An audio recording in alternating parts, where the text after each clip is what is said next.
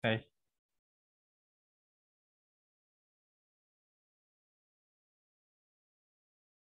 tes satu, tes.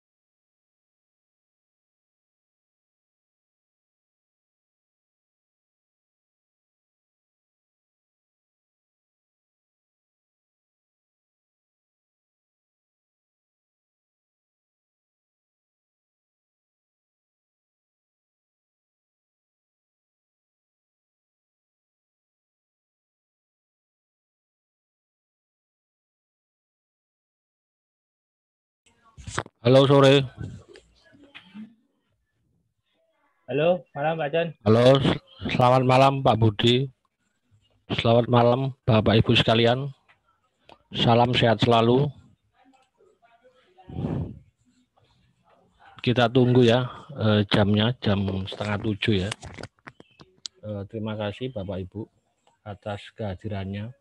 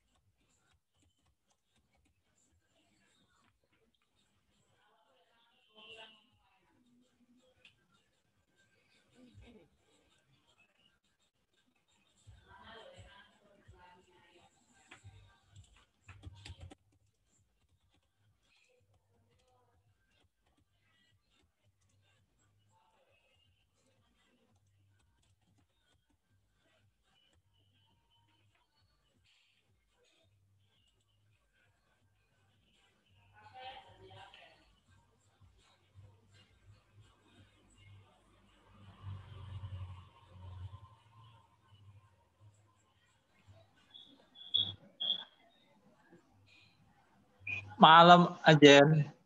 Oh, selamat malam Pak Arwani Pranajaya. Malam. Terima kasih banyak Pak Wah, atas ketersediaannya menjadi narasumber di acara kami Pak. sama-sama. Ya Pak. Kita tunggu peserta Pak ya. Masih 50, Boleh. masih 50 orang yang daftar, hampir 150 Pak. Oh gitu ya. Iya. Nanti bisa tolong kamu yang ini aja ya slide-nya. Oh, sharing materinya Pak ya. Geser-geser slide-nya. Iya Pak. Ya Pak. Jadi saya minta tolong aja sih.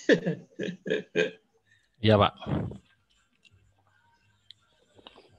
Malam ini juga ada apa itu Pak? Siapa tuh? Mantan dekan Pak Universitas Pak. Waduh. Ya Ibu Maria Pak. Hah? Ibu Maria. Siapa? Ibu Maria namanya Pak. Oh ini ya Petra ya? Bukan, UKDC Pak. Oh oke. Wah, kehormatan lah bisa berjumpa dengan beliau.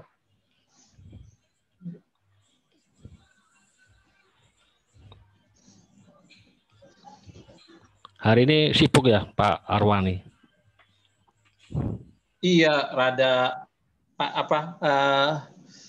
padat merayap. Oh, padat iya. merayap.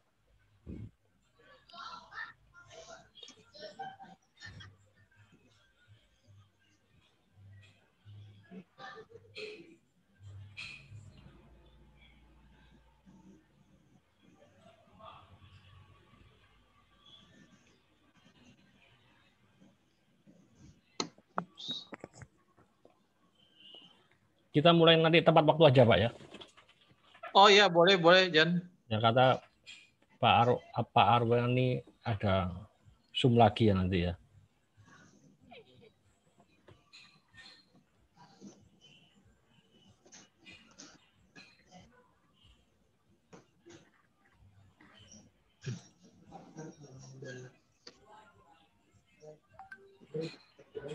Oh oke. Siap. Iya, terima kasih loh Pak. Sama-sama.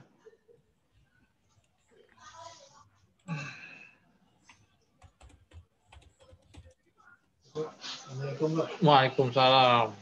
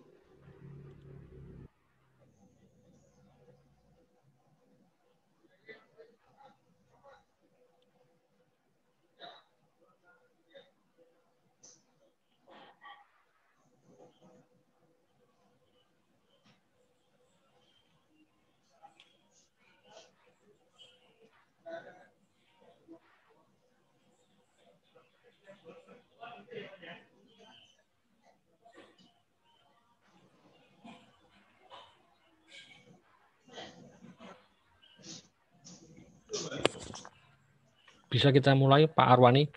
Boleh Pak Ajen. Boleh, Pak ya. Ya, Pak. Selamat malam, Pak Arwani Pranajaya. Selamat Terima malam. kasih banyak atas kesediaan menjadi narasumber dan juga selamat malam kepada Bapak Ibu sekalian, juga Pak Budi. Salam sehat selalu. Terima kasih kepada Tuhan Yang Maha Kuasa yang telah memberi kesehatan bagi kita semua, supaya kami juga berdoa supaya acara ini berjalan dengan lancar. Tidak menghabiskan waktu, saya ingin memaparkan mengenai kurikulum vitae dari beliau, Bapak Arwani Pranajaya. Sebelumnya saya minta izin untuk sharing materi ya. Silakan Pak Ajen.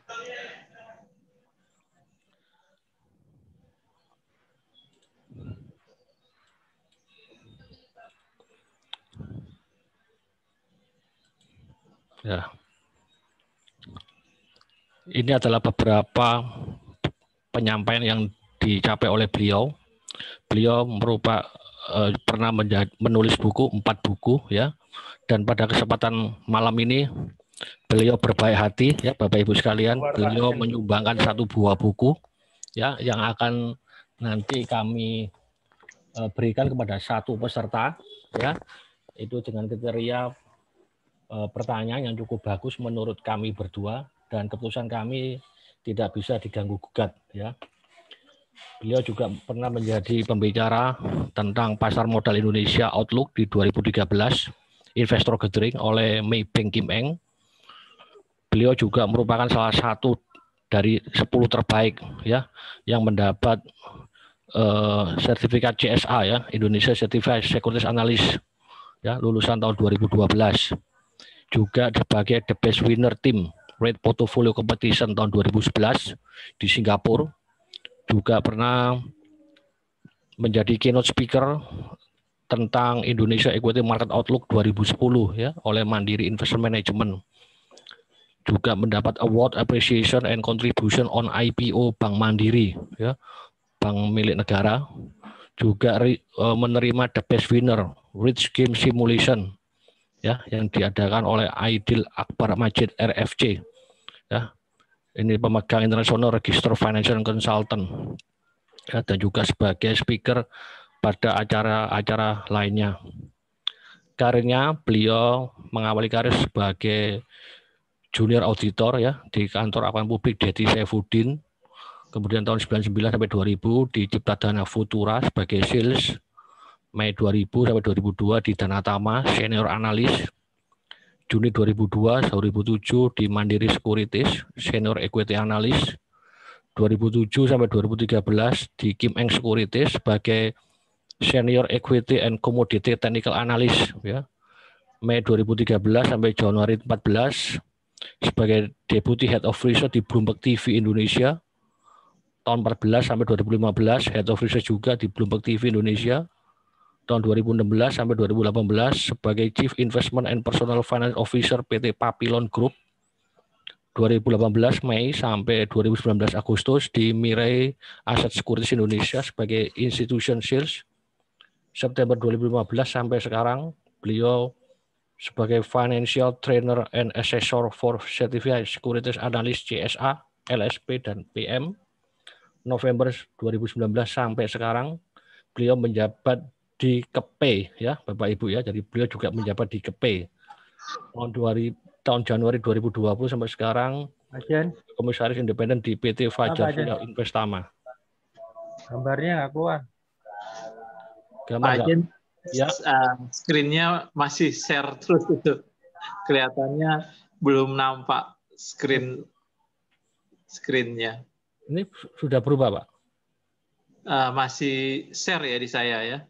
Belum nampak. Belum keluar gambarnya. Saya ulang coba ya. Ini di saya sudah jalan ini. Di tempat saya ada pilihan stop share ini. Sekarang ini, saya coba saya ulang. Ya, share screen. Share screen. Baru nampak.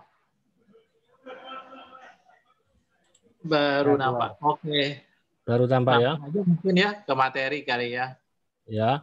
Jadi itu sudah saya jelaskan. Saya lanjutkan aja ya untuk supaya tidak menghabiskan waktu. Boleh ya. Ya. Sebagai pengembangan profesional, beliau juga mendapat title Master of Degree in Islamic Finance dari Malaysia, National University of Singapore juga sebagai Leadership and Team Development for Managerial. Kemudian ada Bachelor Accounting Degree ya, dan Register Accounting dari OJK, juga memiliki title Chartered Accountant, Certified Financial Planner (CFP), juga Associate Estate Planning Practitioner (AEPP) holder ya. Kemudian memegang gelar juga di Register Financial Consultant (RFC) dari International Association IARFC, dan juga dari Indonesian Fund Manager Representative WMI, dan juga broker dealer izin WPPE dari OJK, juga mendapat gelar Qualified Wealth Planner QWP dari QWP Academy, kemudian memiliki kemampuan advanced IT skill termasuk di Bloomberg, Reuters, RTI 2000 dan Stockwatch serta Excel ya. Personal information ya, sebagai member of SGX Academy Bursa Efek Singapura, full member of Indonesia Financial Planning Standard Board, member of Estate Planning Practitioner Limited EPPL Asia, pendiri dan anggota dari AAEI Indonesian Association Equity Analyst, CSA Indonesian Association Technical Analyst AATI, dan di Indonesian Institute Accountant ya. Jadi beliau ini gelarnya lengkap ya, dari fundamental, technical, trainer ya, dari bursa dunia ya. Ya, kita bangga sekali dengan beliau ya, banyak mengkontribusi kepada Indonesia ya. Dan ini beliau juga menulis buku, 4 buku. Yang pertama itu Investing Guide from Zero to Hero. Buku yang kedua Menunggang Krisis, nanti yang kita akan sediakan untuk acara malam ini, Menunggang Krisis, Newsroom to Dealing Room. Yang ketiga Ayahku Pahlawanku, dan yang terakhir A Letter to Fathers ya. Itulah adalah prestasi-prestasi beliau ya. Tanpa mengurangi waktu dan tempat, kami persilakan kepada Bapak Arwani Pranajaya untuk memaparkan materi-materi. Terima kasih. Selamat malam. Assalamualaikum. Salam sejahtera. Namo Buddhaya. Salam kebajikan buat kita semua. Selamat malam buat semuanya. Selamat malam. Kedengar ya suara saya ya? Dengar, Pak. Ya, saya terima kasih sekali malam ini dikasih kesempatan untuk bicara ya oleh Sukor Sekuritas melalui Pak Ajen, berbagi informasi dan berbagi. Sebenarnya saya bukan ini ya, bukan menggurui atau memberi arahan atau guidance, ini hanya sharing ya. Jadi mohon dicamkan, ini hanya sharing aja, sharing pengalaman dan yang pernah saya ketahui aja gitu. Ini hanya forum sharing lah. Silakan nanti di forum sesi tanya jawab, mungkin kalau ada yang mau bertanya silakan. Nanti minta tolong Pak Ajen juga kalau memang waktunya tinggal berapa menit, saya takutnya bablas ya, lupa waktu takutnya. Iya, malam ini langsung aja biar efektif kita. Malam-malam begini kan malam Sabtu biasanya udah capek, besok udah mau libur ya, mau tenang-tenang mungkin. Ini disuruh mikir ekonomi ya, mikir yang berat-berat. Mudah-mudahan saya akan bawakan sesimpel mungkin, seringan mungkin, tapi tidak merubah makna dan pengertian yang sesungguhnya ya. Temanya malam ini data ekonomi ya, data ekonomi sebagai penggerak dari IHSG ya. Setelah IHSG mengalami pelemahan ya beberapa hari yang lalu, dan hari ini di hari Jumat biasanya turun, sekarang udah rebound ya hari ini ya. Iya, kita mungkin bisa mulai aja kali ya dari apa yang sudah terjadi dari perekonomian Indonesia hingga data terakhir ya, data terkini ya. Saya minta tolong Pak Ajen mungkin bisa Ya, Pak. share ininya, materinya mungkin ya. Iya, Pak.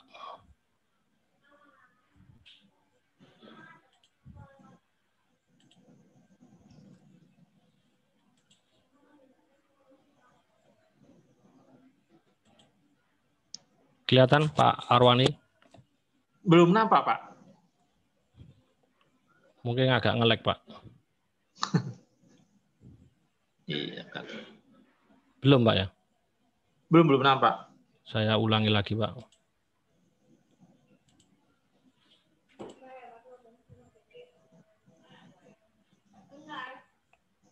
Sudah, Pak? Belum nampak ya. Belum nampak juga. Iya. Saya ulangi lagi, Pak ya.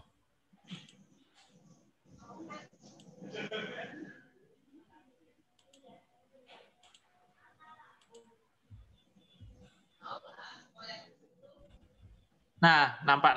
Oke. Kita mulai aja ya. Ini judulnya data ekonomi ya. Aduh, judul yang cukup berat ini di malam Sabtu menjelang di hari libur. Ya, mungkin ke slide kedua aja.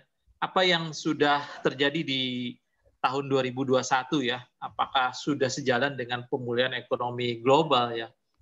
Bila kita lihat ya di sisi kiri, di batang biru, orange dan abu-abu itu adalah target prediksi dari pertumbuhan ekonomi kita di tahun 2021 yang dirilis oleh OECD yang biru, lalu yang kuning itu, yang oranye itu oleh World Bank 4,2 sama dengan OECD 4,2%, IMF itu di 5,2 ya. Nah, kalau kita bandingkan dengan prediksi pemerintah di sisi kanan bawah ya, sisi kanan bawah, belum lama ini kan pemerintah memprediksikan pertumbuhan ekonomi di 2020-2021 itu nanti forecast 2021 itu di 5,5 ya persen, skenario bullish, skenario pesimisnya adalah di 4,5. Sebenarnya ini versi dari Kementerian Keuangan ya. Kalau dari BI sendiri, Central Bank, Pak Ferry sebagai governor dari Central Bank itu justru udah lebih bullish ya, sekitar 5,6 sampai 5,9% ya. Jadi kalau dikatakan kita mengalami tekanan sih, itu sebenarnya sih mesti dipertanyakan juga statement-statement itu ya, karena Central Bank maupun dari Kementerian Keuangan justru kisarannya di 5,5 sampai 5,9% ya untuk pertumbuhan ekonomi kita. Mungkin di slide kedua Pak Ajen. Nah, di slide kedua, next slide-nya adalah apa yang sudah dilakukan oleh pemerintah ya dalam bentuk strategi pemulihan tersebut. Jadi kacamata kita, sebenarnya kacamata kita itu biar kita enak menangkapnya di market, terutama kan ini orang market semua ya, dan orang ini kali ya, investor semua. Strateginya adalah pertama vaksinasi ya. Apa yang dilakukan pemerintah? Satu, vaksinasi COVID-19 itu udah berjalan ya sekarang ya. Bukan cuma karyawan BUMN yang sudah divaksin, bahkan dosen-dosen kebetulan di Jakarta sebagian besar sudah melakukan vaksinasi ya. Dosen tetap maupun dosen tidak tetap di sini sudah cukup banyak ya, selain tenaga kesehatan sebagai frontliners. Lalu yang kedua adalah melanjutkan program pemulihan ekonomi nasional ya. Makanya dibentuk adanya PEN ya. PEN itu singkatan dari pemulihan ekonomi nasional. Lalu lahirnya Omnibus Law walaupun sempat dikritik Omnibus Law itu, cuman kita tahu arti pentingnya itu terutama sekali dalam percepatan pembangunan infrastruktur dan lapangan kerja ya. Yang keempat itu adalah keberpihakan pemerintah terhadap kebijakan ekonomi pada UMKM, unit usaha mikro, kecil, dan menengah. Lalu penyusunan DPI atau daftar prioritas investasi atau positive list. Yang menarik di positive list ini sebagai contoh yang terakhir adalah yang dikeluarkan pemerintah adalah tentang eksplorasi atau harta atau barang temuan ya. Harta atau barang temuan, jadi heritage gitu, itu termasuk dalam positive list yang dimasukkan dalam DPI ya, daftar prioritas investasi. Kemudian ada SWF, Sovereign Wealth Fund, atau lembaga pengelola investasi. Ini kita udah tahu semua, bahkan sudah dibentuk ininya Dewan Pengawas dan pimpinan top manajemennya. Lalu kemudian terakhir adalah strategi pengungkit pertumbuhan lainnya ya. Jadi ada 4. Sebenarnya dari 4 itu kalau di breakdown bisa jadi 7 ya, yaitu strategi-strategi yang dilakukan oleh pemerintah. Sebentar ya.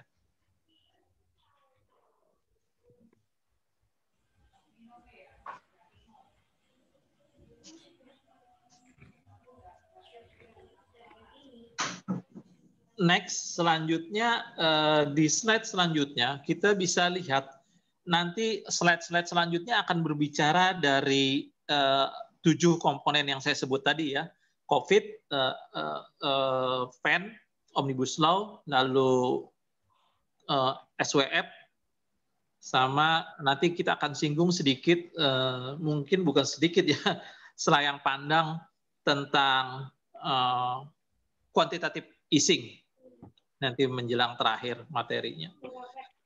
Jadi next selanjutnya adalah apa itu contoh jadi realisasi pemulihan ekonomi PEN itu yang telah dilakukan oleh pemerintah. Salah satunya insentif pengurangan pajak ya, pemberian insentif pengurangan pajak.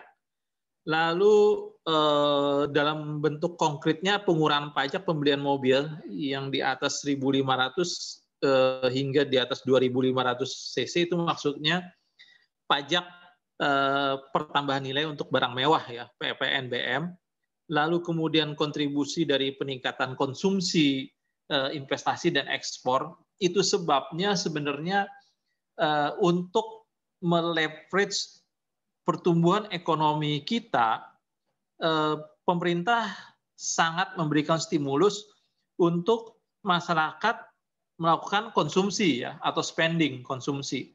Nah, konsumsi atau spending itu salah satu instrumen yang dipakai adalah pengurangan pajak, sehingga orang mau berbelanja gitu. Misalnya Pak Ajen mau beli mobil gitu kan, yang tadinya mikir-mikir jadi langsung beli mobil nanti pulang Pak Ajen kali. Lalu yang tidak kalah menariknya adalah kawasan ekonomi khusus atau KEK ya, sama kawasan berikat. Contoh konkretnya apa sih kawasan ekonomi khusus ini? Bukan cuma Batam ya, kalau kita dulu berpikirnya hanya Batam, tapi juga dalam kerangka pemulihan akibat pandemi ini, yaitu contoh yang paling konkret itu Jawa Tengah. Jawa Tengah itu adalah salah satu kawasan ekonomi khusus dalam rangka pemulihan ekonomi nasional PEN ini. Nah, ini kita cepat dulu ya, nanti kalau ada pertanyaan boleh. Next-nya adalah contoh atau pemulihan yang ditempuh oleh pemerintah dalam postur APBN yang kita lihat sekarang yang terkini itu bagaimana sih postur APBN itu? Karena APBN adalah instrumen yang kita bisa lihat bentuk konkretnya ya di 2020-2021. APBN hingga kini itu menjadi penggerak utama perekonomian kita tahu. Nah, kalau dilihat dari neraca perdagangan Indonesia itu sebenarnya kita surplus ya, 3,97 miliar US dollar surplus untuk neraca perdagangan. angka ini sebenarnya lebih tinggi dibandingkan Januari Februari di 2020 sebelum pandemi. Yang mungkin sebagian di antara kita barangkali baru ngeh ya, ternyata angka sebelum pandemi itu kita bisa kalahkan dengan neraca perdagangan kita yang sampai dengan Februari 2021 itu mengalami surplus. Lalu ekspor juga membaik karena dipengaruhi oleh tren harga komoditas yang mulai meningkat. Orang-orang di market pasti tahu lah, seperti CPO atau coal yang naik ya, apalagi yang euforia beberapa waktu lalu di nikel ya. Lalu kemudian realisasi pendapatan negara itu mencapai 219 triliun, itu 12% sebenarnya dari target pemerintah. Jadi di atas 12% dari target pemerintah. Lalu beberapa sektor yang tumbuh positif itu diantaranya adalah industri pengolahan, pertambangan. Kalau bicara pertambangan, kenapa positif? Itu rely ke reboundnya harga komoditas dunia ya, kita udah maklum lah itu. Lalu informasi dan komunikasi. Kalau kita lihat kenapa tumbuh positif informasi dan komunikasi, otomatis karena banyak orang di luar, karena orang banyak work from home dan pendidikan proses belajar mengajar anak-anak kita pun di rumah, itu jelas sektor informasi dan komunikasi mengalami peningkatan. Makanya itu sektor-sektor yang tumbuh positif selain industri pengolahan ya. Terakhir poinnya adalah realisasi belanja negara atau belanja pemerintah pusat dan transfer ke daerah ya, dan dana desa. Kita tahu dana desa ini luar biasa besar sekali ya, dana desa ini.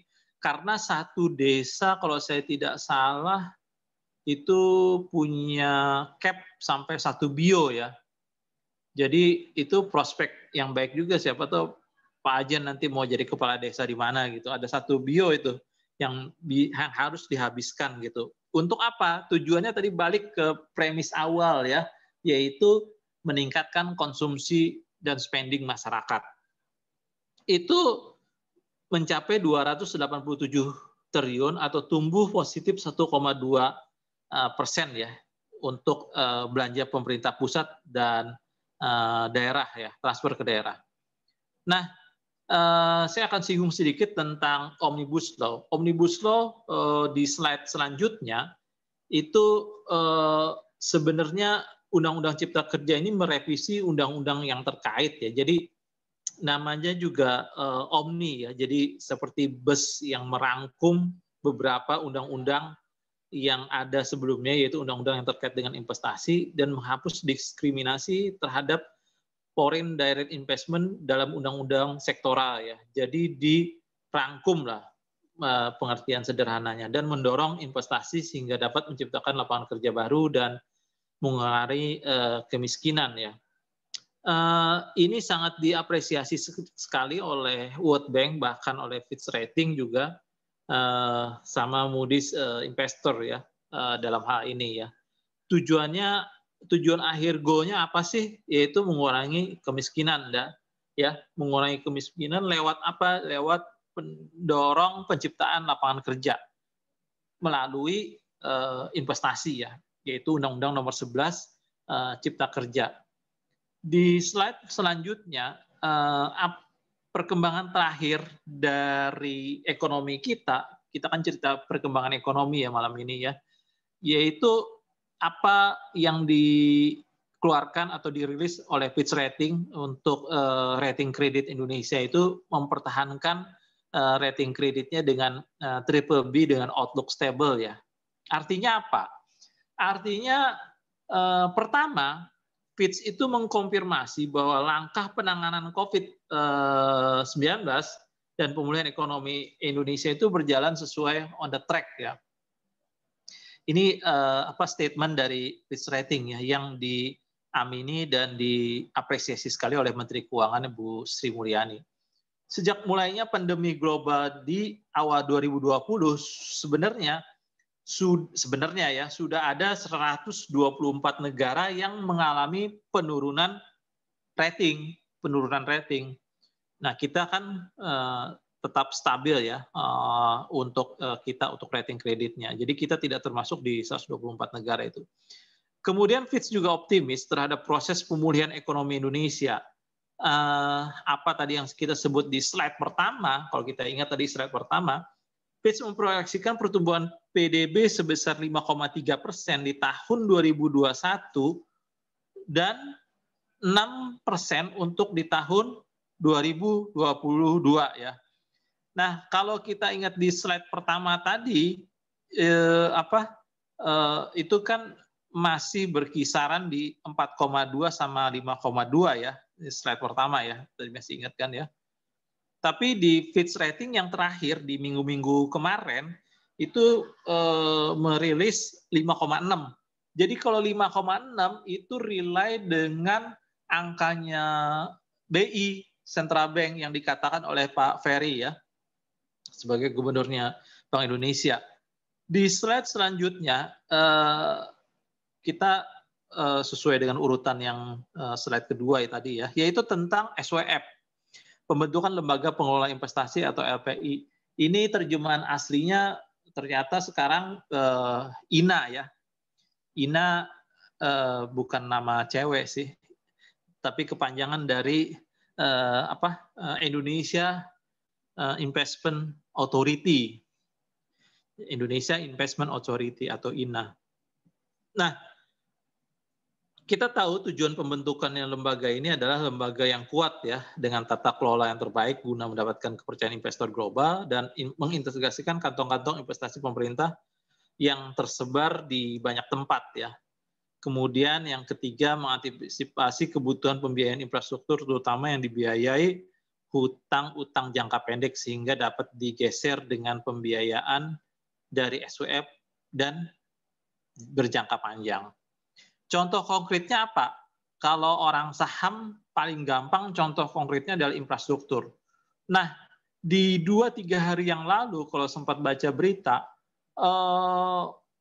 Hutama Karya ya catatannya, itu sudah bersedia melepas 2 ruas tol yang mereka punya yang di Sumatera untuk funding ke INA ya, untuk funding ke INA ya. Itu ada yang dinyatakan oleh Wakil Direktur Utama Hutama Karya. Ya, kita mesti tahu di dana kelolaan investasi atau fund itu ada 2 jenisnya, yaitu commercial fund sama strategic fund di gambar sebelah kiri ya. Kalau gambar sebelah kiri di line yang biru sama hijau, yaitu ada commercial fund, ada yang strategic fund ya. Nah, berbeda dengan komersial itu infrastruktur, energi, kesehatan, pariwisata, teknologi. Nah, kalau strategic fund itu adalah yang ke kota besar. Nah, kalau kota besar itu kaitannya dengan kontraktor, utilities, land sama building ya. Saat ini ada beberapa negara, mungkin udah baca berita, hanya review sedikit, yaitu yang menyampaikan ketertarikannya, antara lain Amerika Serikat, Jepang, Uni Emirat Arab, sama Saudi Arabia ya. Apa karakteristik dan keunggulan dari INA ini bisa dibaca di sisi kanan ya, sisi kanan yang warna kuning. Nah, apa perkembangan INA atau SWF terkini? Pertama, yaitu lanjut ke Fitch yang tadi sebelumnya ya, kita lanjutin Fitch yang sebelumnya tadi. Fitch memandang bahwa pembangunan infrastruktur menjadi kunci prioritas jangka menengah ya. Jadi udah disinggung ya, infrastruktur. Pembentukan SWF, Otoritas Investasi Indonesia, akan membantu membiayai pembangunan infrastruktur ke depan dengan memberi alternatif pendanaan. Poin kedua, yang kita tahu pemerintah kan kasih modal awal 15T. Lalu nanti ada tambahan 60T itu refer ke statementnya Pak Airlangga Hartarto, putra dari mantan menteri zaman dulu ya, Pak Airlangga Hartarto. Itu komitmen dari pemerintah 60T. Di slide selanjutnya Pak Ajen. 60T itu di kuartal pertama. Jadi tunggu aja nih, bentar lagi nih di kuartal pertama tahun ini tambahan dari pemerintah. Nah itu di luar komitmen dari Uni Emirat Arab yang beberapa hari yang lalu memastikan akan berinvestasi di 10 miliar ya, 10 miliar dolar atau setara dengan 144 T ya. Jadi kalau kita totalin 75 itu sekitar 220 T ya, mestinya pemerintah sudah punya dana sebesar itu ya, 220 T lah. 144 kan dari Uni Emirat Arab yang yang akan komit ya. Sektor-sektornya itu infrastruktur, jalan, pelabuhan, pariwisata, dan pertanian. Kenapa ada pariwisata? Ini nanti kaitannya apa yang dikerjakan oleh Kementerian Ekonomi Kreatif dan Pariwisata ya. Terutama sekali kalau kita lihat Bali ya, Bali kan sepi sekali ya itu. Ini juga bisa dipakai ke sana. Dan yang kita mesti ingat juga di pariwisata ini nanti ada industri halal. Industri halal pariwisata. That's why kenapa Uni Emirat Arab tertarik ke arah sana ya. Ini kutipan berita aja sih sebenarnya kita ambil dari Emirates News Agency ya. Di slide berikutnya, nah saya mau singgung ini di slide selanjutnya, yaitu selayang pandang tentang QE ya, quantitative easing, yang menjadi momok di semua negara, di hampir semua market, terutama pasar keuangan dan pasar modal. Ini kutipan asli saya ambil dari papernya Pak Khatib Basri, mantan Menteri Keuangan, waktu menjadi fellowship di Harvard University waktu beliau ngambil public policy ya. Pengalaman beliau waktu sebagai Menteri Keuangan dalam menangani saat terjadinya QE ya. QE ini saya selintas nanti mesti dipahami dulu kerangkanya QE ya supaya kita enak memahami dan sesuai koridor supaya nggak pusing. Saya coba pelan-pelan. Saya akan coba pelan-pelan. QE itu sendiri sebenarnya ada serialnya ya. Jadi kayak film silat juga, ada serinya. Ada QE 1, QE 2, QE 3 ya sebenarnya. Yang dikutip oleh Pak Khatib Basri di papernya ini yang QE 2 ya sebenarnya ketika beliau jadi menteri ya. Apa itu QE? Sebenarnya ada definisi paling gampang yang saya kutip di situ adalah kalau kita baca aja ya, this led to a series unprecedented ya government intervention around the world to mitigate impact the GFC ya. GFC itu Global Financial Crisis di 2008-2009 ya. Pemerintah melalui kebijakannya melakukan 3 kebijakan fiskal, stimulus fiskal ya, paket stimulus fiskal. Itu maksudnya adalah pembelian aset ya, pembelian aset dalam hal ini aset keuangan yang diistilahkan sebagai quantitative easing ya. Jadi surat pemerintah itu dibeli ya, sehingga dalam hal ini muncul kan duit, gampangnya gitu. Jadi capital market dapat uang gitu. Nah uang ini yang menjadi tersebar hingga ke emerging market. Makanya di situ disebut sebagai capital inflow ya, ke emerging market.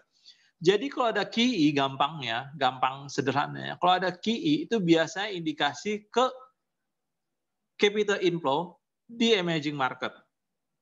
Sehingga terjadi pertumbuhan ekonomi di beberapa negara emerging market. Kemudian ada penguatan exchange rate appreciation, lalu kemudian sektor keuangannya boom, dan kita ingat ketika after 2009, mulai masuk 2009, indeks harga saya kaitin aja biar gampang ya ininya nangkapnya. Indeks harga saham gabungan kita kan IHSG kan melesat tuh kan, bak meteor gitu kan, naik kan, rally ya. Karena itu tadi adanya uang masuk di emerging market. Tapi ada huruf besarnya, ada tapinya. Tapinya adalah ketika di 2013 di bulan Mei itu Fed Reserve udah mulai melakukan tapering ya. Tapering ini gampangnya artinya adalah penurunan ya. Penurunan artinya apa yang sudah di QE tadi dibeli balik, dikurangin, ya penurunan. Itu disebut sebagai taper ya, taper kan ya. Jadi talk about tapering, it's asset purchase, jadi aset yang dibeli, which is had the opposite effect. Jadi opposite effect, efeknya terbalik jadinya. Nah, likuiditas disedot, itu yang disebut sebagai taper tantrum ya, atau TT ya, taper tantrum. Capital outflow from emerging market together with weakening exchange rate ya. Lalu financial marketnya adalah tumble. Di next selanjutnya, di slide selanjutnya, saya ada kutip juga ya, similar dengan to quantitative easing ya. Tapering talk ini punya impact yang cukup signifikan ke emerging market, termasuk Indonesia dalam hal ini. Tidak seperti halnya dengan QE yang sebelumnya, tapering talk ini adalah capital outflow. Jadi kalau tapering, capital outflow, kalau QE, inflow, gitu konsepnya. Nah, secara khusus ke Amerika Serikat, jadi balik ke Amerika Serikat. Sebagai hasil atau sebagai impact-nya adalah secara dramatis currency itu pun mengalami pelemahan ya. Lalu stock dan bond marketnya juga terhit ya. Ini yang disebut sebagai taper tantrum ya. Di next selanjutnya materi itu saya ada sebut QE dan tapering ya. Jadi ini pemahaman secara lebih komplitnya begini. Saya tulis ulang deh biar gampang di slide ini. Jadi penurunan US dollar adalah solusi terbaik ya untuk gejala deflasi atau penurunan harga-harga barang dan jasa ya. Jadi kalau semua negara bicara inflasi, Amerika itu takutnya deflasi, itu kunci. Jadi kata deflasi itu atau deflation ini kita pegang ya mulai menit ini. Jadi mulai malam ini dan mulai menit ini kita pegang kata deflation itu ya. Dan memberikan dampak inflasi yang positif ya. Silakan dibaca kembali itu ada pidato Bernanke ya. Jadi Bernanke ini ada pidato di tahun 2002 ya. Itu waktu terjadi QE 1, orang nggak sadar. Orang nggak sadar, QE itu udah 2002 waktu itu lahir. Cuma orang nggak sadar, itu QE 1 itu sebenarnya. Nanti ada saya tulis kok di slide selanjutnya. Walaupun The Fed tidak pernah secara resmi menyatakan akan adanya quantitative easing pada masa itu, namun beberapa analis memperkirakan The Fed bahkan sudah memulai langkah ini sejak tahun 2002 saat Bernanke ya. Jadi kita ingat ya urutannya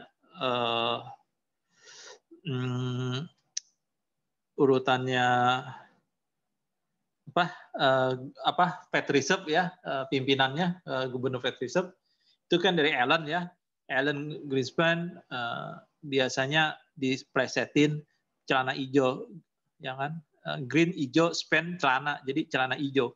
Itu Alan Greenspan, Bernanke, lalu jadi lupa saya Yellen, lalu Powell. Jadi urutannya itu ya, diingat-ingat. Nanti sebenarnya kunci pokoknya itu ada di Allen sebenarnya. Jadi sebenarnya di Alan Greenspan sama di Bernanke. Jadi sampai hari ini pun kita semestinya nggak bisa juga salahin Powell. Powell itu sebenarnya hanya melanjutkan apa yang dicetuskan oleh Greenspan sama Bernanke sebenarnya. Cuman itu doang kok sebenarnya sih. Nanti kita akan coba buktikan ya.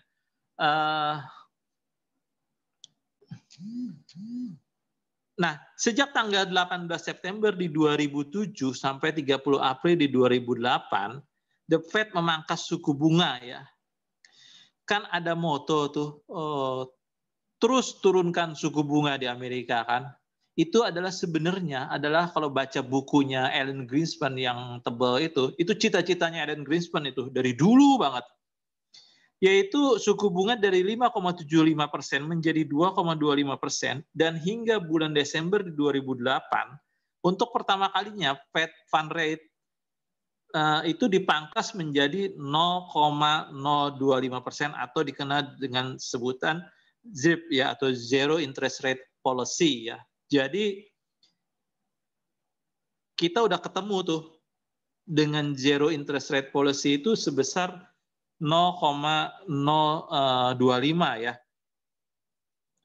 Nah, selanjutnya pada bulan November 2008, The Fed mengumumkan kebijakannya untuk membeli mortgage backed securities. Ini kan MBS ya. Waktu terjadinya subprime mortgage. Jadi ini kalau sempat baca buku saya tentang subprime mortgage kan ini kan 2008 ya. Jadi Fed beli mortgage yang di securities mortgage yang di-back oleh securities itu ya sebesar 600 miliar US dollar. Kemudian pada bulan November 2010 The Fed kembali melakukan pembelian treasury securities atau obligasi yakni sebesar 600 miliar US dollar hingga di kuartal kedua di 2011 ya. Istilah QE2 sebagai singkatan quantitative easing kedua menjadi populer sejak saat itu ya. Jadi QE2 lahir di 2008.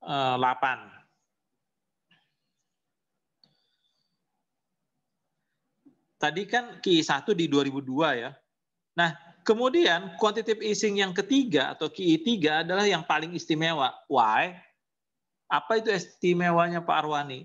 Karena di QE3 yang diumumkan pada tanggal 13 September di 2012, coba perhatiin, itu cuma 4 tahun kan selisihnya kan.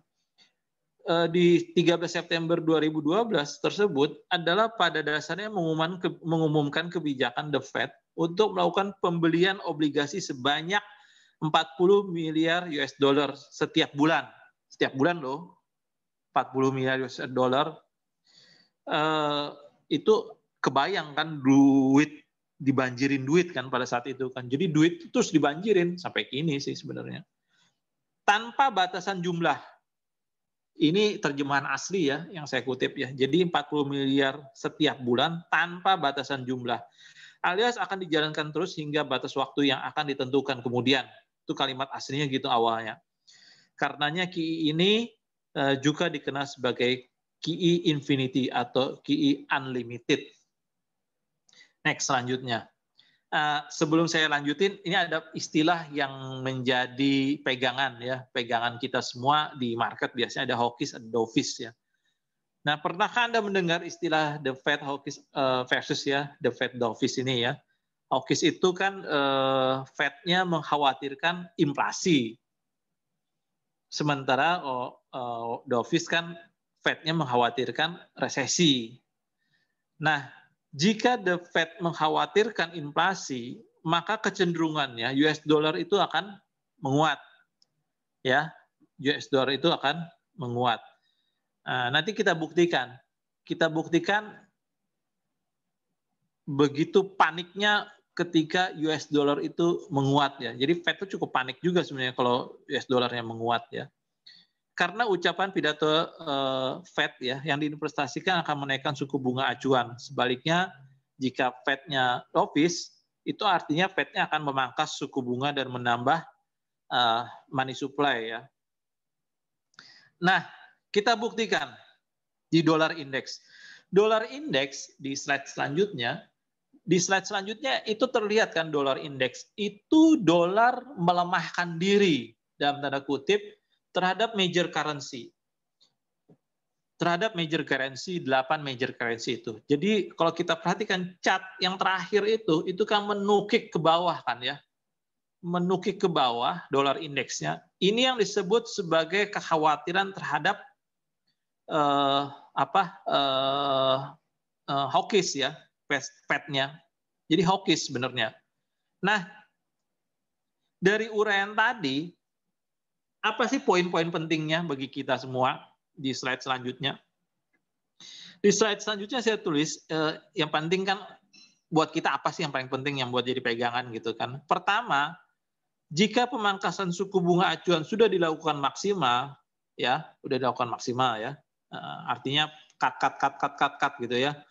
Namun ancaman resesi atau bahkan deflasi masih ada, maka Fed akan melemahkan US dollar. Perhatiin, Fed akan melemahkan US dollar dengan melakukan quantitative easing. Itu yang terlihat di chart sebelumnya tadi, di dollar index call slide sebelumnya ya, itu dollar indeksnya kan. Poin kedua, sebagian dari jumlah sirkulasi US dollar yang sangat besar akibat quantitative easing ini tersebut akan mengalir ke emerging market dan akan memulai terjadinya bull market pada emerging market. Nah, itu yang saya sebut sebagai bullish di indeks harga saham. Kenapa bullish di indeks harga saham gabungan? Karena poin kedua tadi yang ditulis di sini.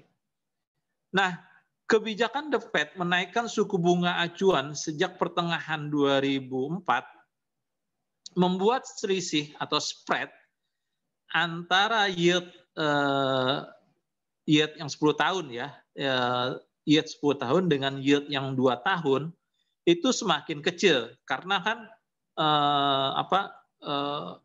spreadnya kan semakin merapat, semakin kecil lah ya.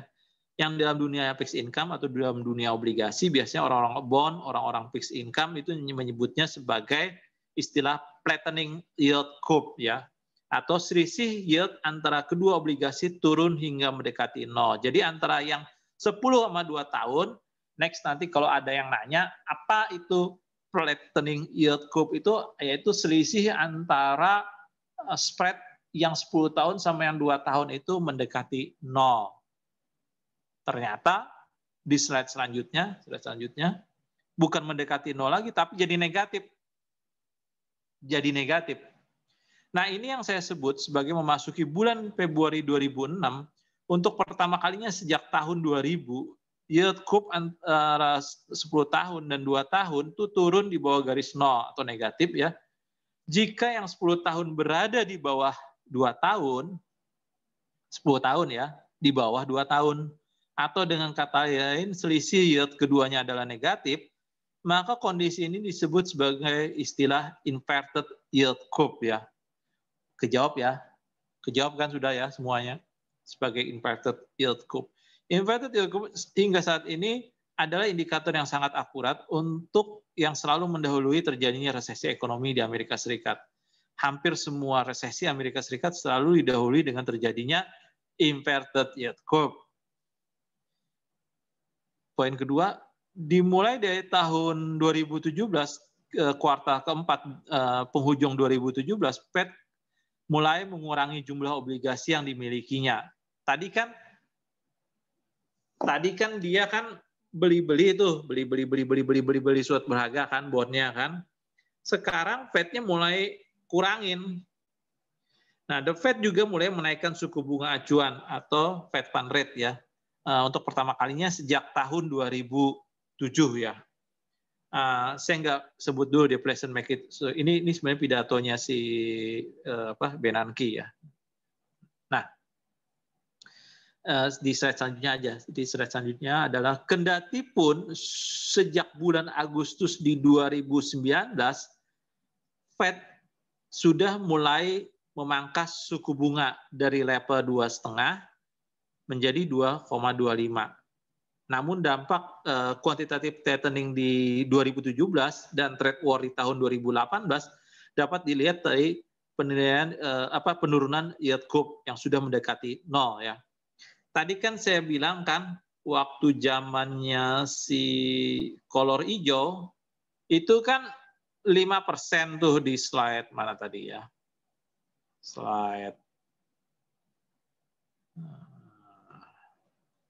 Di slide pertama QE dan tapering tuh. Di slide pertama QE dan tapering judulnya. Itu kan 5,75 menjadi 2,25 ya. 2007-2008. Lalu di 2019 Agustus itu pangkas lagi kan dari 2,5 jadi 2,25%. Nah, namun dampak dari quantitative tightening di 2017 dan trade war di 2018, ada trade war ya di 2018 ketika si Jambul jadi presiden ya sama Cina kan, trade war kan. Dapat dilihat pada penurunan yield curve. Yield curve-nya kan turun. Udah di bawah 0 kan, udah mendekati 0. Pada bulan September 2019, yield curve bahkan sempat, ini catatan. September 2019, yield curve bahkan sempat menembus area negatif. Suatu kondisi yang dikenal dengan inverted yield curve. Tadi kan saya jelasin definisi ya. Definisi pengertian yield curve negatif kan tadi ada tuh di atas kan. Di slide 2 slide sebelumnya pengertian sama definisi yield curve negatif. Nah, apa yang terjadi? Yaitu yang terjadi di September 2019. Ingat, belum COVID nih, belum COVID. September 2019. Yield curve itu sudah negatif, inverted. That's why. Kenapa orang bearish udah pada saat itu? Pada saat itu orang udah mulai bearish. Nggak ada pandemi itu. Cuman kita nggak ngeh. Saya sempat diundang bikin market outlook saya sharing dikit di Bursa Efek ya, di Bursa Efek Indonesia. Kita ada 3 pembicara waktu itu. 3 pembicara. Saya ingat sekali itu kejadiannya di November akhir 2019. Saya bilang indeks bakal turun kencang indeks di 2019 November. Waktu itu saya bicara di Bursa Efek Indonesia. Setelah saya bicara itu, panelis yang lain semua bullish. Di sana banyak investor juga, investor maupun kalangan market lah gitu ya, praktisi juga. Ya, cuman saya sendiri yang bilang indeks bakal turun di November 2019. Ternyata indeks di Januari 2020 Februari, Januari-Februari 2020, belum pandemi itu. Saudara-saudara, harap dicatat baik-baik, belum pandemi. Lihat aja, cek aja. Buka malam ini, buka smartphone-nya, lihat. Indeks itu udah letoy di Januari, Februari 2020. Why? Jawabannya jelas kok. September 2019 itu yield curve-nya inverted. That's it. Gak usah pakai pandemi. Nah, ternyata Maret Indonesia dihajar pandemi kan. Wassalam semuanya. Gitu ya. Di kalangan investor maupun analis, inverted yield curve kita lanjutkan selalu mengindikasikan akan terjadinya resesi. Pada tanggal 23 Maret 2020, nah ini udah pandemi Amerika. Amerika pandemi yang Wuhan itu kan Januari. Wuhannya 2019. Wuhan 2019.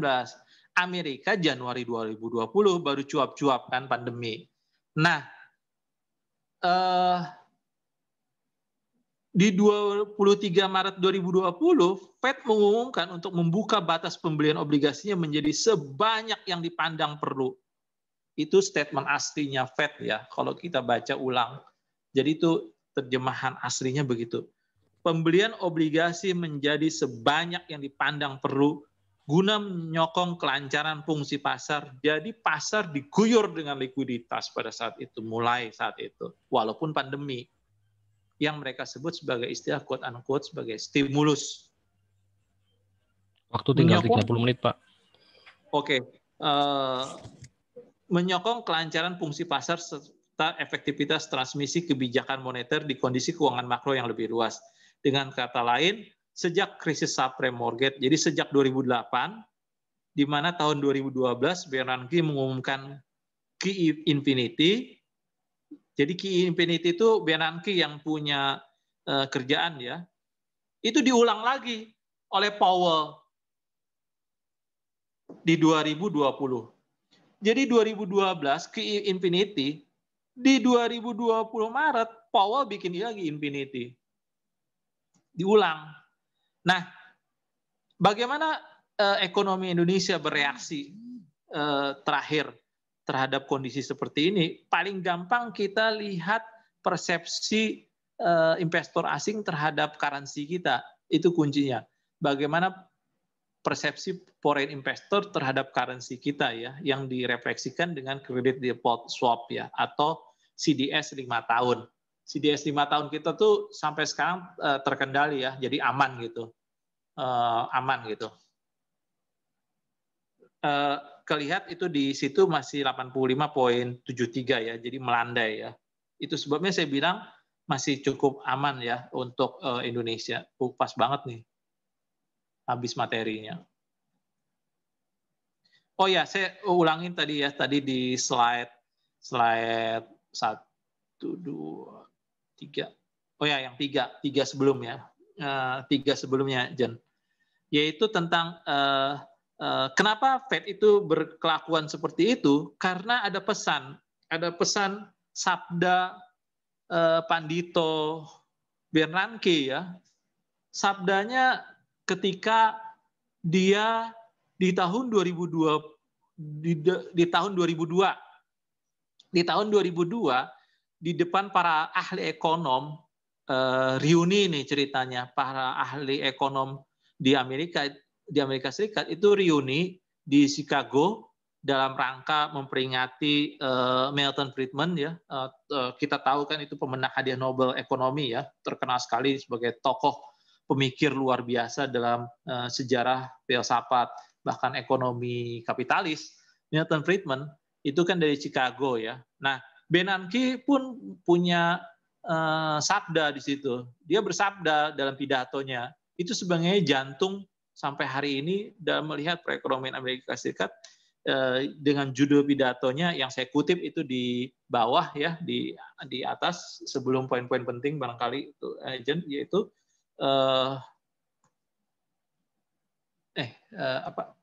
di bawah aja, bawah. Itu deflation. Nah, itu. Yaitu dia kasih kunci deflasi ya, make it sure ya. Itu tidak terjadi di sini. Jadi dia bilang make sure it doesn't happen here. Deflasi. Itu yang membuat ketakutannya Amerika Serikat hingga kini. Mungkin itu aja Pak Ajen dari saya. Kelewat ya. Silakan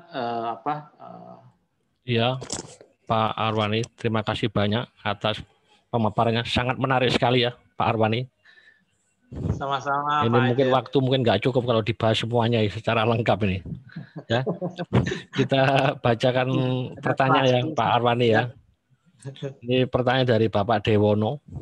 Apakah yang menjadi penyebab utama pertumbuhan ekonomi di kuartal 1 2001 masih negatif, walaupun sejumlah insentif kebijakan pemerintah sudah digulirkan oleh pemerintah dan neraca perdagangan juga sudah surplus, suku bunga rendah, dan program vaksinasi sudah berjalan? Iya. Kan 2 hari yang lalu Bu Menteri Keuangan mengatakan bahwa mungkin GDP Indonesia kuartal pertama masih minus 0,1 sampai 1%, Pak. Iya. Kuncinya Pak sebenarnya itu di spending masyarakat ya. Jadi kelihatan sekali ya arah pemulihan ekonomi yang dilakukan oleh PEN itu adalah men-trigger, menstimulus agar masyarakat mau berbelanja. Bahkan ada satu menteri yang statementnya quote unquote rada konyol. Saya bilang, kenapa saya bilang rada konyol? Dia bikin statement kalau sempat tuh di media, kalau sempat ada yang baca, mari kita ke mall katanya. Mari kita ke mall tuh maksudnya bukan alan-alan doang, maksudnya biar belanja. Nah, karena gini saya kasih ilustrasi ya, apa yang terjadi sebenarnya.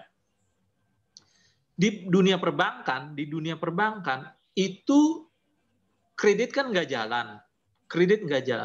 Tapi yang terjadi adalah dana pihak ketiga kita, boleh cek deh statistiknya ya, dana pihak ketiga di perbankan kita itu naik cukup kencang, cukup tajam. Nah, ini bisa dijelaskan yang pernah disinggung Pak Khatib Basri dalam sebuah seminarnya juga, yaitu begini, saya punya uang, ini kelas menengah dan kelas atas kita ya, saya cerita kelas menengah dan kelas atas kita. Kelas menengah dan kelas atas kita itu punya uang, tapi secara behavior economics ya, ilmu ekonomi behavior, mereka tidak mau berbelanja. Kelas menengah dan kelas atas kita. Why? Karena mereka berpikir was-was, jangan-jangan nanti ada pandemi kedua, ketiga, keempat, dan kelima, dan selanjutnya gitu. Nah, ketidakmauan, dalam tanda kutip ketidakmauan mereka berbelanja ini, akhirnya mereka menaruh uang mereka di bank. Itu sebabnya opening account di sekuritas yang individu klien retail itu luar biasa naiknya pesat. Saya sempat bicara dengan pimpinan salah satu bursa efek Indonesia, itu hampir 3 kali lipat tuh naiknya selama pandemi. Bukan karena orang nggak ada kerjaan, bukan begitu penjelasannya. Karena orang takut untuk membelanjakan, kalau nanti pandemi ini masih lama, itu terlihat sekali di dana pihak ketiga perbankan yang naik luar biasa. Nah, untuk mengcounter itu, makanya pajak ditekan sehabis-habisnya diturunin, biar orang mau belanja mobil, nah gitu kasarnya. Belanja mobil 2.500 cc dan 1.500 cc.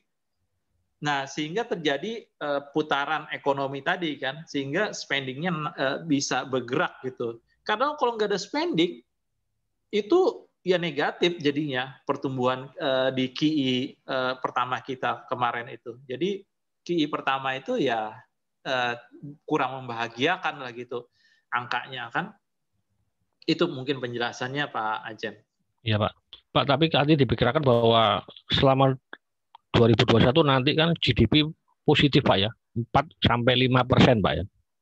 Iya, bahkan yang paling optimis sekali itu adalah dari Central Bank kita ya, Pak Ferry ya. Pak Ferry kan background-nya riset peneliti di Bank Indonesia sebelum beliau jadi deputi, sebelum jadi gubernur juga. Begitu Pak ya. Jadi kalau ada berita yang GDP masih negatif, itu kesempatan untuk beli saham Pak ya? Oh jelas dong, karena begini, yang ditakutkan orang itu kan sekarang itu cuman tapering yang sekarang ditakutkan itu. Makanya dolar indeksnya tiba-tiba menguat lagi kan itu. Nah, dan rupiah kita sedikit melemah ya. Tapi balik lagi, sepanjang Indonesia bisa menjaga sesuai on the track-nya ya, COVID-19, vaksinasi COVID-19 ini kan baru yang sudah divaksin kan kalau saya nggak salah baru 1,5 juta orang ya kalau nggak salah ya. Jadi masih jauh dari harapan. Nah, kita kan berburu antara kecepatan menginjeksi vaksin itu kan. Nah, kalau itu lebih cepat, maka U-turn-nya juga bisa lebih cepat gitu. Pemulihannya itu mungkin yang saya maksud tadi. Jadi intinya itu di anjos waktu penyuntikan vaksin itu berapa banyak kita udah bisa lakuin dalam sebulan. atau dalam 2 bulan terakhir ini. Kalau itu lambat, nah itu jadi makin lama jadi akhirnya pemulihannya. Ya. Ya Pak. Ya Pak Arwan ya. Iya. Pertanyaan dari Ibu Indri ya. Mohon penjelasan mengenai efek US bond yield yang meningkat, USD menguat terhadap pasar saham Indonesia dan prediksi ke depan. Apa yang akan terjadi bila US Fed akan melakukan tapering atau menaikkan suku bunga? Dan apakah berefek ke foreign outflow yang sudah dimulai dari bulan Maret ini, sementara Januari Februari masih inflow? Terima kasih. Bisa diulang, Jan? Sorry, yang kalimat pertamanya apa tadi ya? Mohon penjelasan mengenai efek US bond yield yang meningkat. USD menguat terhadap pasar saham Indonesia dan prediksi ke depan apa yang akan terjadi bila US Fed akan melakukan tapering atau menaikkan suku bunga. Nah, yang dikhawatirkan orang itu kalau terjadi benar-benar tapering itu yang saya bilang tadi capital outflow ya, capital outflow. Artinya uang itu akan balik ke US, ke Amerika Serikat. Nah itu yang dikhawatirin orang kalau terjadi tapering itu kan. Tapi lagi-lagi yang kita mesti cermati, kalau dari pasar komoditas, saya loncat sedikit tapi ada kaitannya. Kalau kita lihat dari pasar komoditas, itu belum terjadi saya bilang taperingnya. Karena begini, ada satu formula yang saya tulis tadi di slide juga ya, di slide depan-depan itu. Slide depan-depan itu yang saya tulis. Itu kutipannya Pak Hatib Basri. Nah, itu kan jelas sekali. Kalau terjadi QE, itu rebound komoditas. Nggak peduli komoditasnya itu yang soft atau hard commodity ya, yang soft atau hard commodity, itu pasti rebound kalau terjadi QE. Nah, itu sebabnya kayak kita lihat ya, CPO naik, coal naik, kejar-kejaran, kayak nggak ada hari esok. Lalu nikelnya juga naik kan. Jadi sebenarnya nggak usah ada cerita Tesla-Teslaan ya. Itu komoditas itu akan naik kalau terjadi QE. Nah, QE 3 kan jalan. QE 3 kan jalan kan. Nah, cuman masalahnya adalah orang bertanya-tanya, tapering nggak masalahnya kan? Kalau tapering kan wassalam semuanya kan. Nah, lalu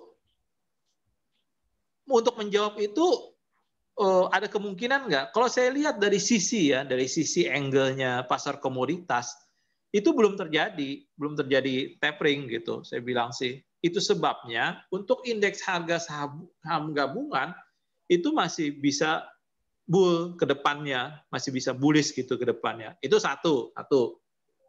Yang kedua, tadi lupa saya apa. Yang kedua, konsep rupiah dolar ya, konsep rupiah dolar. Kalau rupiah menguat, indeks naik. Kalau rupiahnya melemah, indeks turun. Itu konsep udah kadaluarsa, itu udah expire itu. Enggak semerta-merta begitu ceritanya. Saya bisa jelasin, tapi agak panjang lebar itu penjelasannya. Jadi kalau rupiahnya melemah, indeksnya turun. Kan begitu orang dulu berpikir. Atau kalau rupiah terhadap US dollar ya, tiba-tiba menguat, maka indeksnya juga naik gitu. Itu expire itu konsep begitu. Nggak selalu begitu. Jadi sebenarnya katakanlah ekspektasinya rupiah katakanlah ada di batas resisten misalnya 14.600. Misal ya, nanti nggak tahu di sini ada wartawan, nanti di quote pula sama wartawan. 14.600. Itu indeks bisa naik nggak? Bisa, tetap bisa naik. Jadi nggak serta-merta terus jadi indeksnya jadi turun, enggak gitu. Kenapa? Karena komoditas kita itu laku keras, harga komoditas kita di luar itu laku keras. Nah, itu ke capture itu tadi kan saya bilang tadi kan postur APBN. Kalau kita ingat ya tadi ya di awal-awal tadi saya singgungan postur APBN ya di awal-awal. Bagaimana perkembangan postur APBN terkini? Itu kan jelas kan beberapa sektor yang tumbuh positif diantaranya adalah industri pengolahan, pertambangan, tuh kan. Jadi itu adalah penyumbang terbesar terhadap APBN kita dari sektor pertambangan atau komoditas lainnya ya. Nah, itu dikarenakan rupiah kita yang masih dalam batas wajar, walaupun orang menyebutnya 14,6 ya, itu masih bisa kasih ruang untuk indeks untuk tetap naik gitu. Nah itu, jadi singkatnya begitu. Singkatnya tidak serta-merta rupiahnya melemah terus indeksnya turun gitu, enggak. Karena apa? Itu berkah buat pasar komoditas. Nanti terrefleksi di postur APBN yang naik. Udah terbukti kan hingga Februari kemarin kan sektor yang tumbuh positif itu industri pengolahan dan pertambangan. Nah itu mungkin jawabannya mungkin terhadap pertanyaan Ibu siapa tadi? Ibu Indri. Ibu Indri. Ya, ada pertanyaan dari Pak Budi, Pak. Bagaimana pandangan Bapak tren IHSG tahun ini? US obligasi naik tahun ini. Pengaruh sama IHSG bagaimana? Dan sektor apa yang bullish di tahun ini, Pak? Terima kasih. Waduh. Iya, yang dikhawatirkan orang itu kan yield-nya Amerika Serikat itu kan naik ya. Memang sih kalau yield-nya naik kan ada tekanan di market kita ya, maksudnya saham kita ya. Tapi kalau saya bilang kalau sampai masih batas 1,5 sampai 2%, itu market kita masih kuat kok nahan yieldnya Amerika ya 1,5 sampai 2% ya. Tertinggi Amerika itu kan sempat 4% ya beberapa tahun yang lalu. Nah untuk Indonesia sendiri, sektor yang tetap menjanjikan itu untuk kedepannya ya, kalau saya bilang, walaupun kita malam ini cerita ekonomi, jadi nyerempet ke sektor, itu tetap komoditas, saya bilang, komoditas dan perbankan. Tapi perbankan adalah perbankan yang punya corporate action dan terutama perbankan yang punya strategi dan sudah siap. Jadi yang digaris tebalin itu adalah yang sudah siap untuk masuk ke digital perbankan ya, digital perbankan gitu. Nah itu yang paling menjadi penopang untuk indeks kita ke depan selain komoditas, tetap komoditas kok. Karena itu punya kaitan erat dengan QI ya. Jadi kalau QI-nya jalan, yang paling duluan itu adalah komoditas ya. Saya lupa di sini tampilin emas ya. Emas itu indikator paling mudah sekali melihat quantitative easing dari situ. Saya lupa masukin ininya apa chartnya ya. Kan di 2013 itu kan emasnya kan terhempas ya. Boro-boro orang antri beli emas di Antam ya, itu 2013 itu. Itu karena punya kaitan dengan QI. Karena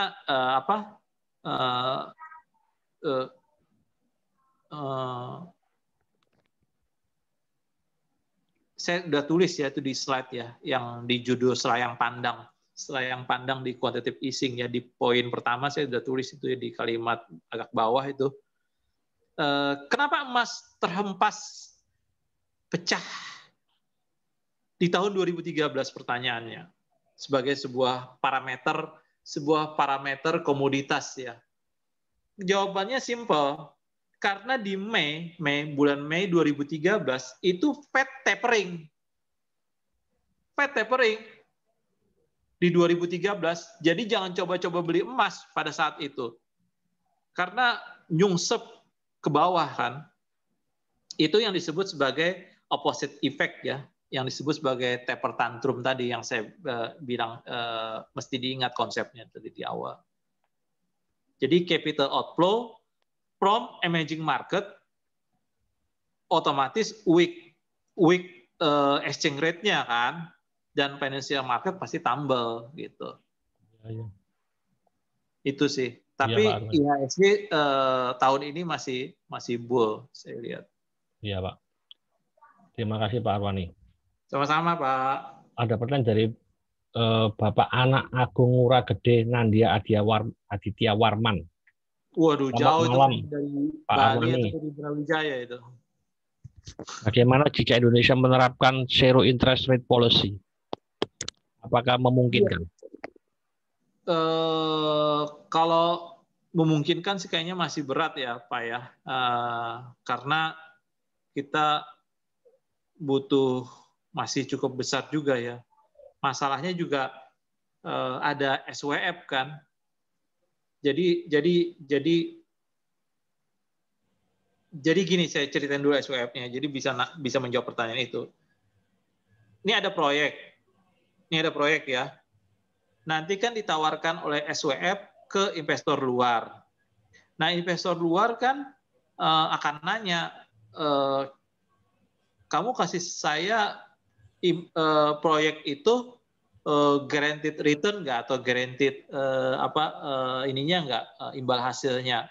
Ya tentu SWF di kita nggak akan berani kasih guaranteed return kan gitu kan.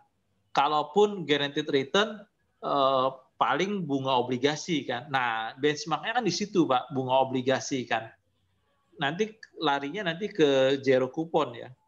Nah, balik lagi, kalau kita tidak bisa kasih guaranteed, biar si investor asing itu mau invest di proyek yang kita tawarkan, maka kita sendiri pun ikut serta di proyek itu. Jadi misalkan 100 ya, 70 atau 60%-nya asing, 30%-nya adalah kita sendiri di proyek itu. Itu yang tadi sebut di awal tadi, ada 2 ruas jalan tol utama karya yang diituin ke SWF ya, ke INA ya, INA. Nah itu, jadi mesti ada benchmark-nya juga.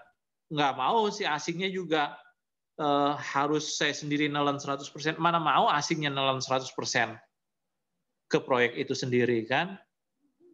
Jadi mesti bagi juga dengan kita gitu, dari pihak kita, dari SWF-nya.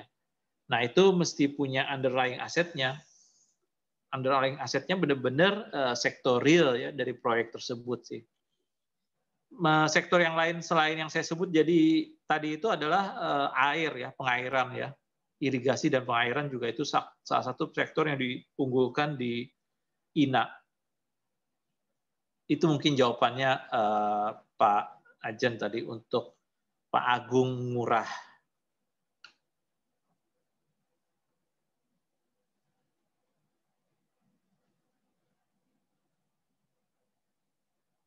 Silakan Pak Ajen.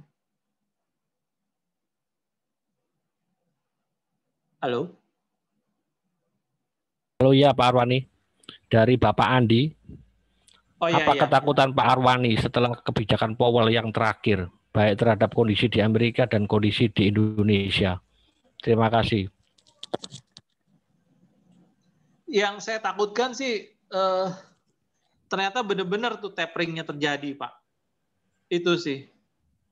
Itu taperingnya yang kalau benar-benar terjadi, itu yang saya takutkan sekali sih. Kalau dari dalam negeri sih target vaksin orang, jumlah orang yang sudah divaksinnya meleset. Kalau dari dalam negeri, kita kan punya target ya untuk vaksinasi itu ya, dalam sebulan, dalam setahun tuh untuk berapa orang gitu. Kalau itu lambat, maka itu bisa meleset semuanya. Nah, kalau dari luar, kalau benar-benar terjadi taperingnya itu sih karena otomatis financial marketnya tumble gitu. Iya. Tapi saya melihat sinyal itu belum ada ya, hilalnya nggak nampak, kata orang hilalnya belum nampak gitu. Iya. Nah itu sih. Nah dan emasnya juga masih kuat ya, harga emasnya. Itu belum berbalik arah gitu emasnya. Iya, Pak Arwani. Pak Arwani Apa? dari Ya kenapa Pak? Ya silakan Pak. Pak Arwani silakan. Ya.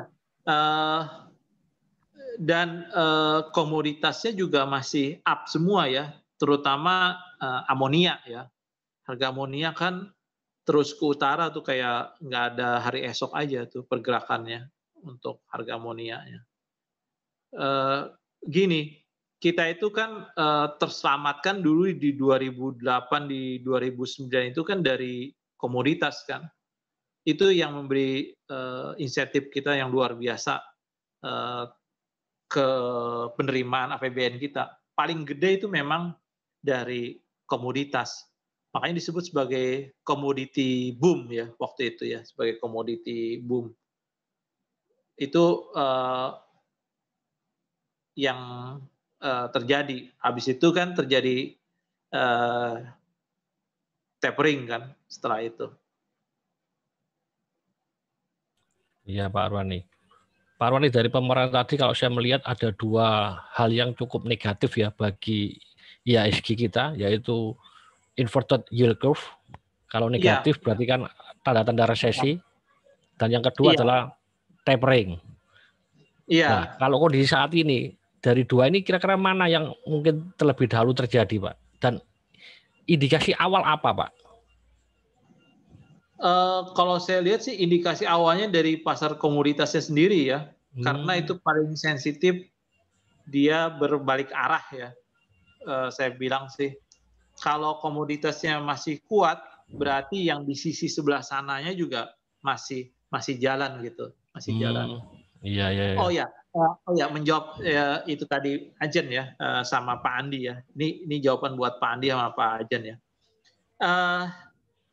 Kenapa kita bisa confidence ya? Karena si Janet Yellen sebagai Menteri Keuangan kan, Karena kita tahu kan, Yellen ini juga dulu sebenarnya di Fed kan, orang nomor satu di Federal Reserve kan, sebelum Powell kan. Jadi Janet Yellen baru kemudian Powell kan. Kemudian Janet Yellen kan pindah menjadi Menteri Keuangan di saat Demokrat Biden menjadi pemenang pemilu saat ini. Nah, yang masih diaminin semua orang di Amerika adalah, ini jawaban buat Pak Andi sama Pak Ajen ya, atau yang lainnya juga, bahwa Yellen bilang kita masih interest rate kita masih kita pertahankan di tingkat rendah gitu. Jadi dia tidak punya niatan untuk menaikkan Fed rate-nya. Nah, kalau dia tidak ada punya niatan tidak ada niatan untuk naikin Fed rate, memang itu hak otoritinya Powell ya. Tapi kan Powell akan tunduk terhadap Janet Yellen kan sebagai senior dan Menteri Keuangan ya. Kalau tidak ada sinyal, hilalnya gitu. Pertanyaannya Ajen kan, hilalnya dari mana? Nah, hilalnya kita bisa lihat tanda-tandanya kalau masih tetap confidence si Yellen untuk mempertahankan tingkat suku bunga Fed rate yang di level rendah. Jadi tidak ada niatan untuk naikin. Nah, itu berarti taperingnya belum dia jalanin. Gitu. Berarti kalau taperingnya belum dia jalanin, berarti di ujung sana komoditasnya masih bull. Indonesia masih bisa menikmati gitu. Indonesia bisa menikmati karena komoditasnya masih bull. Kenapa komoditasnya bull? Karena si Janet Yellen-nya masih bilang dia akan pertahanin tingkat suku bunga rendah. Nah, itu kesimpulannya. Iya, Pak. Memang sih kalau kita minggu terakhir ini kita kalau baca di internet bahwa The Fed akan tetap mempertahankan suku bunga rendah dekat 0% sampai 2023. Iya, karena tapi itu kenapa, Pak? Itu kan di kolor hijau kan dari dulu. Tapi kenapa, Pak? Yield obligasi 10 tahun Amerika sempat naik sampai 1,7 dan itu mengguncang Wall Street. Oh, jelas kan, ya itu kan hanya intermarket analisis kan. Kalau dalam kacamata intermarket analisis kan jelas kalau yield-nya naik, maka harga-harga obligasi berjatuhan inline dengan harga saham akan jatuh. Itu kan konsep paling dasar ya. Harga saham itu akan mengacu pada harga obligasi. Jadi sangat keliru kalau salesnya bond market nanya ke salesnya equity, itu terbalik. Terbalik Pak ya. Mestinya sales equity nanyanya ke salesnya bond market kan, mestinya. Karena bond market itu adalah indikator di makroekonomi sebagai kiblat kan. Nah, karena itulah kalau harga-harga bond marketnya berjatuhan, berarti yieldnya naik kan, itu yang terjadi kan, itu yang dikhawatirkan di stock market kan. Tapi itu hanya konsep intermarket analisis kan. Nah, kalau kita lihat, saya mau bilang apa tadi, lupa. Kalau kita lihat, kenapa yieldnya Amerika itu naik, itu menandakan pemulihan ekonomi di Amerika Serikat itu terjadi. Jadi, oh ya saya lupa tadi, mestinya di awal saya katakan, di Amerika Serikat itu kini adalah terjadi pemulihan ekonomi. Jadi jangan menganggap Amerika krisis ya, itu keliru besar, keliru besar. Yang benar adalah Amerika saat ini pulih. Loh, pulih dari mana? Terbukti dari yield-nya yang up. Yield-nya yang up inilah yang menandakan terjadi pemulihan. Tapi Janet Yellen sama Powell itu pinter. Dia menjaga pemulihan ini. Istilah kata tuh jangan cepat-cepat pulih. Kalau cepat-cepat pulih, repot nanti semuanya. Bahkan Amerikanya sendiri juga akan repot. Karena apa? Akan terjadi yang disebut sebagai deflasi tadi, yang saya bilang. Kuncinya kan di deflasi. Makanya kata si Bernanke itu di tahun 2002 itu di pidatonya di Chicago, di Chicago University, itu kan jangan sampai terjadi di sini, deflasi itu yang harus dijaga. Nah, makanya dia pertahanin inflasi itu tetap di kisaran 2% kan. Jadi sangat cerdas dan pinter lah si Janet Yellen sama si Powell itu untuk menjaga pemulihan ekonomi di Amerika Serikat. Tapi Amerika Serikat sendiri memang pulih ekonominya. Itu kan terbukti dari yield obligasinya yang up kan sampai 1,7 itu tadi yang dibilang Ajen tadi. Jadi pulih Amerika Serikat sendiri. Nah, kalau pulih kan dikhawatirkan kan dolar yang dia cetak-cetak itu balik lagi ke negara dia, itu yang dia tidak mau. Kan cetak dolar, Pak Jen. Oh gitu. Pak, kalau ekonomi pulih apa nggak terjadi inflasi, Pak? Kenapa? Kalau ekonominya pulih, apakah tidak terjadi inflasi? Loh, itu kan dia tetap jaga 2% itu. Oh. Dia tetap jaga kan. Itu makanya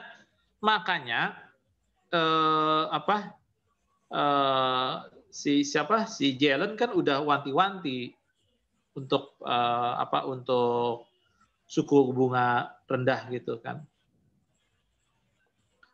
Pokoknya hilalnya dari situ kalau saya bilang, dari Yellen. Iya Pak. Fed rate-nya. Ya Pak, ada pertanyaan dari Bapak Dewono Pak ya. Manakah yang memberikan efek ke pertumbuhan ekonomi Indonesia? Foreign direct investment atau capital inflow di capital market? Kalau capital inflow di market itu short term Pak. Short term. Walaupun ada yang bilang itu kan medium term ya, medium term. Tapi ada yang bilang itu saya lebih cenderung itu short term karena sekonyong-konyong tidak ada hujan aral melintang juga bisa balik lagi dia. Karena proses transaksi itu di capital market sangat cepat. Jadi pertumbuhan itu mestinya ajak. Nah, kalau pertumbuhan mau ajak, maka harus ada investasi kan, investasi di sektor real atau kalau kita sebut sebagai investasi jangka panjang ya. Investasi jangka panjang di sektor real. Nah, itu yang baru benar-benar ada pertumbuhan di kita gitu. Kalau mengharap investor asing atau foreign investor di capital market itu nggak bisa buat pertumbuhan untuk ajak. Karena capital market kan sifatnya sangat cepat sekali in out-nya gitu. Dia bisa benar-benar out gitu dalam hitungan sangat singkat. Jadi harapannya dari sektor real, Pak. Artinya benar-benar investasi. Makanya ada list investasi kan di kita kan. Ada negatif list investasi, ada yang positif kan. Yang negatif list investment itu kan sudah dikurangin tuh oleh Pak Jokowi ya. Sampai-sampai yang negatif list tadinya kan negatif list tuh telekomunikasi itu kan udah dibuka. Ajen kan pasti tahu. Orang capital market pasti tahu semua yang biasa mantauin di screen Indosat Telkom atau friend sampai unfriend ya. Dari friend sampai unfriend kan itu kan tadinya negatif list investment itu untuk asing. Sekarang udah dibuka oleh pemerintah. Saking ininya gitu pemerintah ya. Udah dibuka oleh pemerintah untuk telekomunikasi sampai eksplorasi atau pencarian harta karun. Nah, itu tadi saya mau bilang. Harta karun itu kan sebenarnya negatif investment list. Sekarang udah enggak. Walaupun dikasih syarat-syarat yang cukup ketat. Yang kalau kita dengar dari Ketua BKPM, Bahlil kan orang Timur tuh. Dia main hajar-hajar aja, rujak-rujuk aja kan. Sebenarnya balik lagi ya, saya mau kasih cerita sedikit, ini cerita ya, cerita di malam Sabtu. Jadi Omnibus Law ini juga sebenarnya sangat didukung awalnya oleh Bahlil, Ketua BKPM, karena Bahlil waktu itu kan cerita di satu forum di Kuningan di Jakarta, di salah satu hotel di saya nggak sebut lah itu acaranya. Bahlil kan sampai marah itu waktu itu kan, kata Bahlil kan, banyak iblis-iblis dan setan-setan berdasi masalahnya. Bahlil ngomong gitu loh. Dia bilang, banyak yang gentayangan nih berdasi. Ini yang saya mau sikat nih, kata Bahlil. Makanya lahir itu Omnibus Law sebenarnya, yang didukung sekali oleh Ketua BKPM. Nah, akhirnya ujungnya kan ada beberapa negatif investment yang dicabut kan. Salah satunya yaitu penambangan atau pencarian harta karun kan, itu kan sebenarnya nggak boleh asing. Sekarang asing dikasih kesempatan, walaupun kata Bahlil prasyaratnya tetap diperketat, walaupun udah jadi positif ya, positif investment itu salah satu cerita aja sih sebenarnya. Ya Pak Arwani, sangat menarik sekali Pak Arwani. Oh ya, aduh, sama-sama Pak. Dan agak jelimet. yang ngejelimetnya monggo silakan nanti kalau ada yang mau ditanyakan lagi yang di mana ininya yang belum kliknya silakan. Pak, satu pertanyaan terakhir ya dari Bapak Budi, Pak. Iya. Bagaimana kira-kira perkiraan Pak Arwani mengenai GDP kuartal kedua? Apakah masih minus? Dan faktor utama apa yang mempengaruhi IHSG? Kalau saya lihat sih GDP kuartal kedua sih udah improve ya, udah improve. Terus faktor-faktor yang mempengaruhi IHSG sih sebenarnya sih banyak faktor, yang namanya juga market ya, sangat banyak faktor yang mempengaruhi indeks harga saham gabungan. Cuman saya tetap berpandangan positif, artinya indeks akan tetap menguat di bulan-bulan berikutnya, di April, Mei, Juni, Juli, Agustus ya. Jadi masih tetap menguat indeks kita gitu. Masih positif lah gitu kalau saya lihat sih. Kalau faktornya sih banyak ya. Faktornya bahkan sentimen juga kadang-kadang mempengaruhi market juga ya. Di QI 2 sih improve ya saya bilang ya GDP kita. Mungkin itu kali untuk Pak Budi. Pak Budi nih sayanya kayak kena nih. Atau Budi yang lain kali. Pak Budi banyak Pak, nama Budi Pak. Ya banyak ya nama Budi ya. Iya. Iya. Iya Pak Arwani, ini waktu sudah malam, jam 8 lebih. Mudah-mudahan mantap ya. Mudah-mudahan ada hasilnya gitu, obrolan celotehan saya. Mudah-mudahan ada yang bisa di ini gitu. Udah kebayang antara QI, kesimpulannya QI itu opposite dari tapering. Bahaya kalau ada tapering, gitu aja sih kesimpulannya. So far sih kita masih on track kan sesuai dengan pernyataan Fitch Rating ya. Hilalnya nunggu aja di pernyataan Janet Yellen ya, di Fed rate-nya ya. Fed rate-nya arahnya kemana ya. Gitu, Pak, ya. Kadang-kadang juga kecepatan bereaksi juga bahaya ya, kecepatan terlalu cepat bereaksi terhadap apa yang dilakukan oleh Fed rate ya. Dan kesimpulan terakhir nggak serta merta rupiahnya melemah terus indeksnya turun. Kalau rupiahnya menguat, indeksnya naik. Oh, jadi orang kaya semua kita, jadi miliarder semua kita kalau cuma itu patokannya ya. Itu aja mungkin kesimpulannya. Dan itu terima kasih atas waktunya juga. Dan QI juga ada 3 ya sekarang, QI 1, QI 2, QI 3. Mungkin itu aja. Dan dilihat CDS Indonesia juga masih sih masih oke lah ya. Oh ya, saya mau cerita juga, CDS kita itu kan beda dengan CDS-nya Turki ya. Turki kan terhempas ya, terhempas pecah gitu kan CDS-nya. Boleh dicek kok di Bloomberg, CDS-nya Turki itu up ke utara ya. Kalau CDS kita kan terus melandai turun ya. CDS Turki yang 5 tahun ya, boleh dicek kan. Makanya Turki kan babak belur itu. Kenapa saya ambil contoh Turki? Karena seperti yang di papernya Khatib Basri, jadi bisa dibaca tuh di slide di awal tadi kan Khatib Basri udah singgung kan negara-negara yang mirip seperti kita itu ya, walaupun Turki itu bisa dikatakan negara maju ya, Turki itu sebenarnya. Cuman kan lagi-lagi yang terkena dampaknya kan selain Indonesia kan Turki ya. Itu sih sebenarnya. Itu aja mungkin poin-poinnya sih. Ya, terima kasih banyak Pak Arwani atas ilmu-ilmunya. Ya, semoga Tuhan Allah yang membalas kebaikan Bapak Arwani. Dan juga terima kasih banyak Bapak Ibu atas partisipasinya, dan kami minta maaf sekali jika ada tutur kata kami atau tindakan kami yang kurang berkenan terhadap Pak Arwani dan Bapak Ibu sekalian.